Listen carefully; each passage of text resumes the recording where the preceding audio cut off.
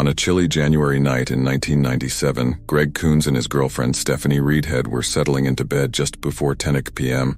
when they heard noises coming from outside their home. Initially, they tried to ignore the sounds, but after more than 20 minutes, Greg decided to investigate. As he cracked open the back door and listened into the night air, what had initially sounded like screams now resembled moaning. The noise seemed to be coming from their next-door neighbor's yard. At first, Greg thought the neighbors might be having sex by the pool. However, knowing that a conservative Mormon couple with 2 children lived next door, he doubted that was the case. Quietly, Greg walked across the gravel in his backyard towards the tall cinder-block fence separating the 2 houses. Stepping on a planter box, he pulled himself up to the top of the wall and peeked over. Near the lighted pool, he saw Yarmila Falater, the mother of the family, lying on her right side and moving her arms and legs slightly. She then rolled onto her back and stopped moving. Initially, he thought she might be passed out drunk after a night of partying. But again, that didn't match the Falater family he knew. They didn't drink at all. When Greg looked up at the master bedroom window, he saw her husband, Scott Falater, changing his clothes and washing his hands in the bathroom sink. Curious, Greg watched as Scott turned off the bathroom light, then the bedroom light, walked down the stairs and entered the living room, which had a sliding glass door leading to the backyard. The family dog jumped and barked at the sliding glass door, wanting to go outside. Scott reached down to calm the dog and pushed it aside as he exited the house. He then walked over to Yarmila, paused and looked down at his wife, standing there and staring at her for over a minute. He then glanced over his shoulder towards Greg, who was still peeking over the fence. Greg was confident Scott couldn't see him in the shadows. Scott then walked back through the sliding glass door and disappeared towards the front of the house. Unsure what was happening, Greg continued to watch the strange events unfold. Several minutes later, Scott Falater exited the side garage door carrying a pair of gloves. As he walked towards the back of the house, he put on the gloves and returned to his wife. Greg knew something was wrong when he saw Scott grab Yarmila by the arms and drag her towards the pool. Once she was at the pool's edge, Scott rolled her into the water, and Greg watched as the water around her immediately began to turn dark red. Scott then got on his hands and knees, reached for Yarmila's head and held her underwater. Shocked by what he had just witnessed, Greg ran back into his house and called 911. Minutes later, police arrived at Greg's home and officers climbed over the wall into the Falater's backyard. The pool light illuminated Yarmila Falater, floating face down in the pink water. An officer pulled her from the pool and saw dark red pouring from all over her body. He attempted to revive her, but it was too late. She was gone. Scott Falater was once again visible in the upstairs bedroom window. 2 officers entered through the sliding glass door of the Falater's home with their guns drawn. When they reached the stairs leading to the second floor, they found Scott standing at the top of the stairs with a confused look on his face. Wearing a clean white t-shirt and red flannel pajama bottoms, he screamed at the officers, "What are you doing here? Why are you in my house?" Officers quickly got Scott down on the ground, handcuffed him, and asked how many people were in the house. He answered 4, indicating himself, his 2 kids, and his wife, Yarmila. Officers put Scott in the back of the squad car and then looked for the children. 15-year-old Megan and 12-year-old Michael were fast asleep in their bedrooms. Both had slept through the entire ordeal, including the police entering with guns drawn and yelling at their father to get on the ground. Scott Falater, still in his pajamas, was brought into an interrogation room. Detectives immediately noticed he had a fresh, blood-soaked bandage on his right hand. Beneath the bandage was a fresh cut. When asked about it, Falater had no answer, claiming he didn't even remember putting the bandage on. As detectives escorted him to the interrogation room, he noticed signs in the building that read homicide and assumed his wife was dead. "Obviously, you think I did it. I don't know what makes you think that," he told the detective.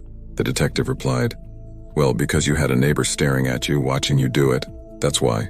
Although his white t-shirt and pajama bottoms were spotless, the detective noticed blood spatter behind his right ear and on the back of his neck. Falater seemed unaware of the blood, but it was clear to the detective that he had missed a spot when showering. Falater hunched forward in his chair, head against the wall, unable to look the detective in the eye as he claimed he had no recollection of what happened that night. The last thing he remembered was going to bed and then waking up to police in his house pointing guns at him. "I'm sorry, I don't remember doing it."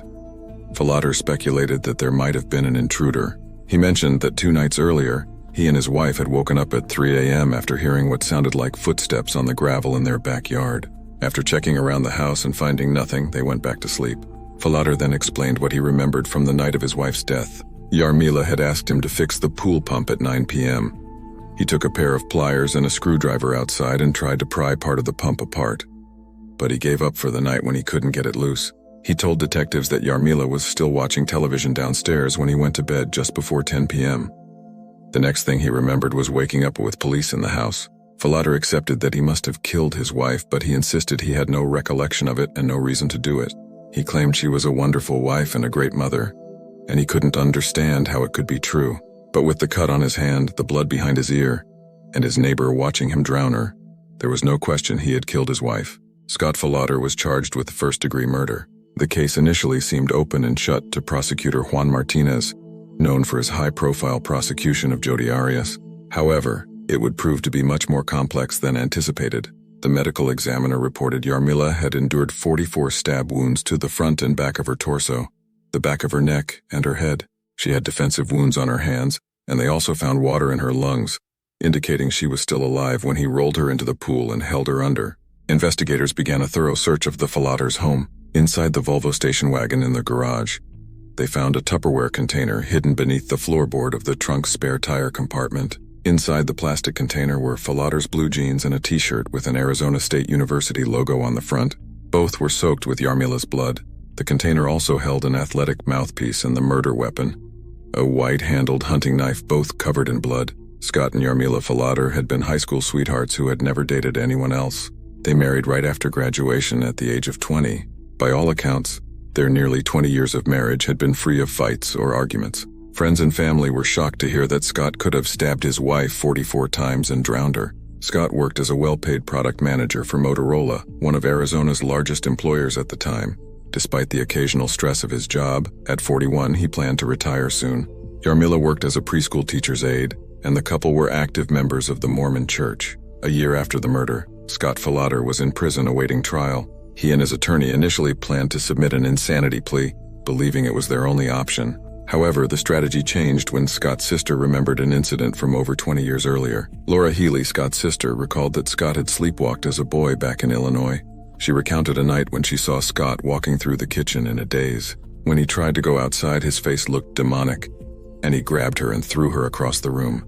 Although Scott did not recall any instances of sleepwalking in his life, his attorney built the defense around this new theory.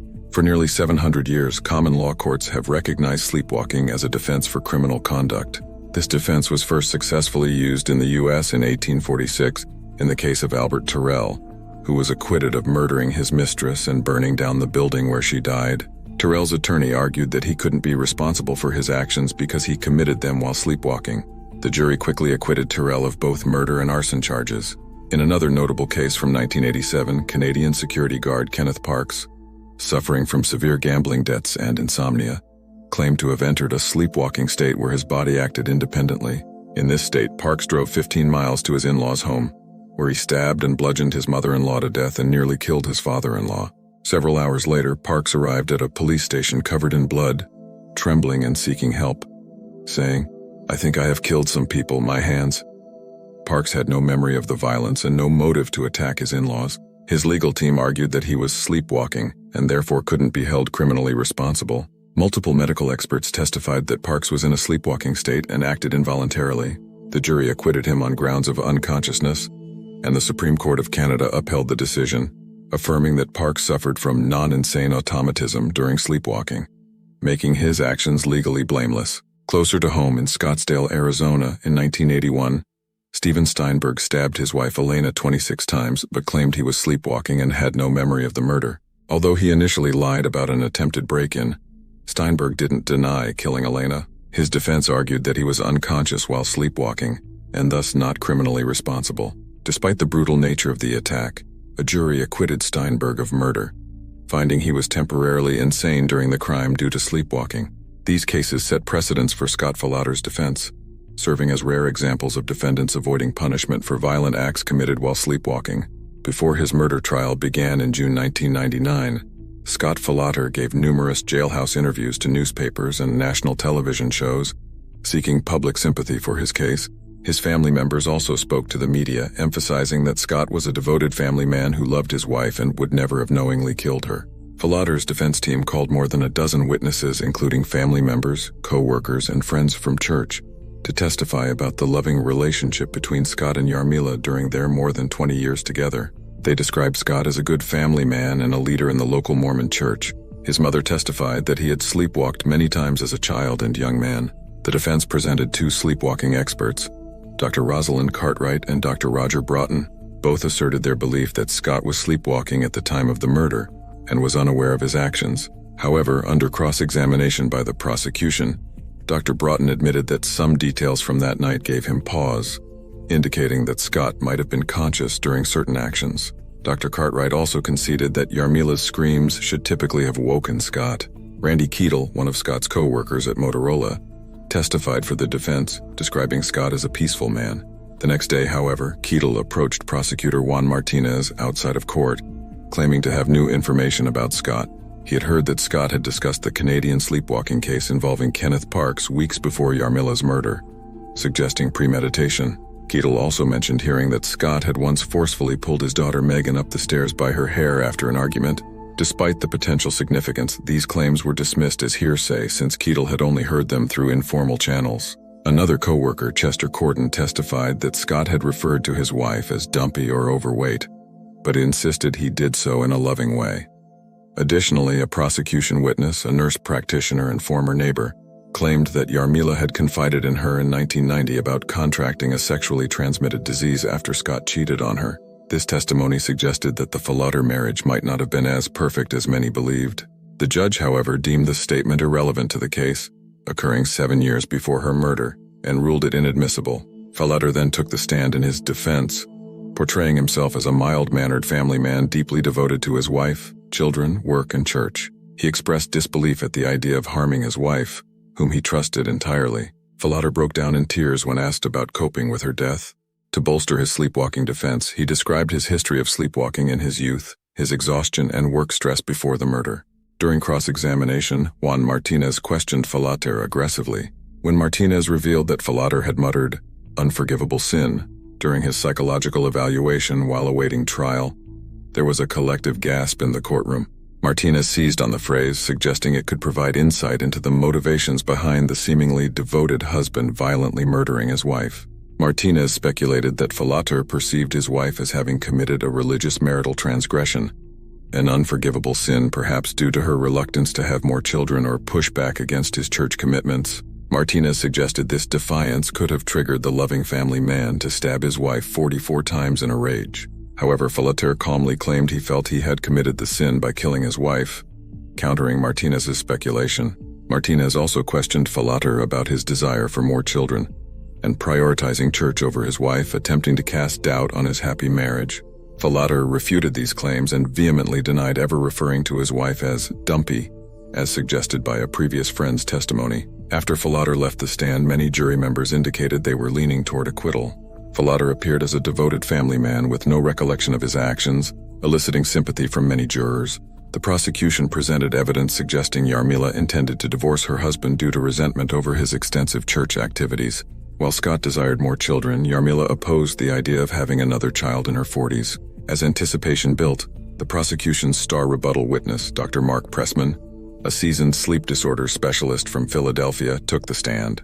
Pressman quickly discredited the significance of the sleep tests Falater underwent while awaiting trial, pointing out that the results were not specific to sleepwalkers and patients with sleep apnea would have had similar results. Pressman radiated confidence as he meticulously dismantled Falater's sleepwalking defense, highlighting a series of actions that indicated awareness and intentionality. He presented a damning list of 65 actions Falater performed that night, each pointing to a man fully conscious and in control. Pressman emphasized that these actions were inconsistent with typical sleepwalking behavior. Notably, Falater had quieted the barking dog before entering through the sliding glass door. He concealed his bloodied clothes and the murder weapon in a discreet Tupperware container within the spare tire compartment of his car, tended to his injured hand by washing and bandaging it, showered to wash the blood from his body, changed clothes twice, and deliberately sought out a flashlight and gloves. Pressman explained that sleepwalkers cannot distinguish between light and dark, making the use of a flashlight particularly revealing. Pressman questioned why Falater would quiet his barking dog if he claimed not to have heard his wife's screams. A sleepwalker wouldn't have been aware of the dog's presence. He further noted that several actions, such as putting his hands in cold pool water or hearing Yarmila's screams, would have likely woken a sleepwalker. Pressman also pointed out that Falater going to bed with his contacts in his eyes suggested premeditation. As Pressman recounted these points, the defense's experts seemed to shrink beneath the weight of his cutting assertions. For the jury, Pressman delivered the final blow. shattering any lingering belief in the notion of unconscious behavior. During closing arguments, the prosecution asserted that Scott Falater had meticulously planned to kill his wife, dispose of the murder weapon in bloody clothes, and blame the crime on an unknown intruder. After stabbing Yarmila, he showered, bandaged his hand, changed clothes, and went back outside only to find her still alive. Falater then drowned her in the pool, but he hadn't anticipated a neighbor witnessing the act. Juan Martinez suggested that Falater might have been aware of the successful sleepwalking defense in Canada from 10 years earlier. When the police arrived, Falater claimed to have no memory of what had happened. The trial lasted 6 weeks. On June 29th, after 8 hours of deliberation, the jury returned a guilty verdict. Almost a year later, in June 2000, Scott Falater was sentenced to life in prison without the possibility of parole, avoiding the death penalty.